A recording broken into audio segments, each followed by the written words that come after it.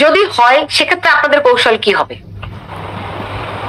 যদি নদীতে ফেলব, আমরা বাংলাদেশের বেশিরভাগ জনগণের প্রতিনিধিত্ব করি, সেই পার্টির কার্যকলাপ নিষিদ্ধ করে, সেই পার্টিকে নিষিদ্ধ রেখে, নির্বাচনে অংশগ্রহণ থেকে বিরত রেখে বাংলাদেশে কোনো ইনক্লুসিভ, নিরপেক্ষ, বাংলাদেশে কোনো ফ্রি ফেয়ার ইলেকশন হতে পারে না, হওয়া সম্ভব।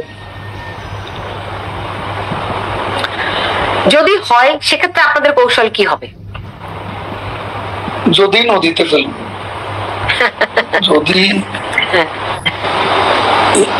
আমি এটুকু জানি ক্ষমতার রাজনীতি রহস্য পুরুষ ইউনূস তার ক্ষমতাকেই ভালোবাসে, গণতন্ত্র তার কাছে কোনো বিষয় নয়।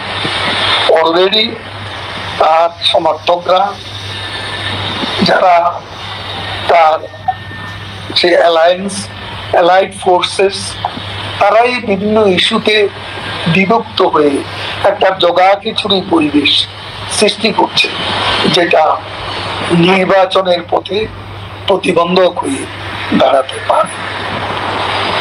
তো এখন যেই শেখ হাসিনা যেই বৈঠকগুলো শুরু করেছেন, আমি শুনেছি যে পাঁচজন করে নেতার সঙ্গে তিনি বৈঠক করছেন।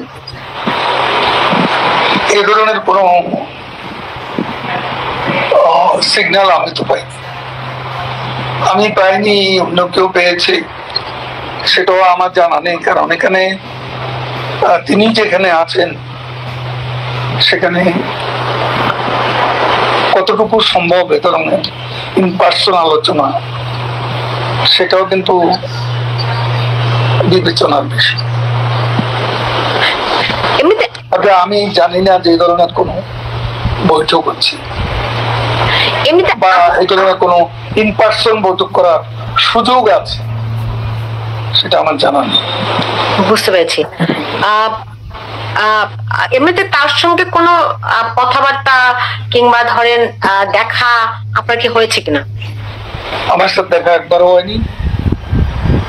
আমি তাকে হয়তো ডিস্টার্ব করি না, আমি চেষ্টাও করি নেই দেখা করার। প্রয়োজনীয় নির্দেশ তিনি দিলে সেটা আমি পাই, যোগাযোগ আছে। কিভাবে করে পান?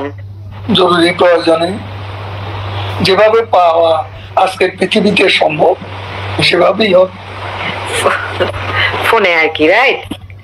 এই তথ্য প্রযুক্তির যুগে আপনি প্রশ্ন করছেন না, তারপরও আপনি জানেন যে প্রধান বিএনপির তো লক্ষ্য হচ্ছে অনতিবিলম্বে একটা নির্বাচন। আরেক ব্যাপারে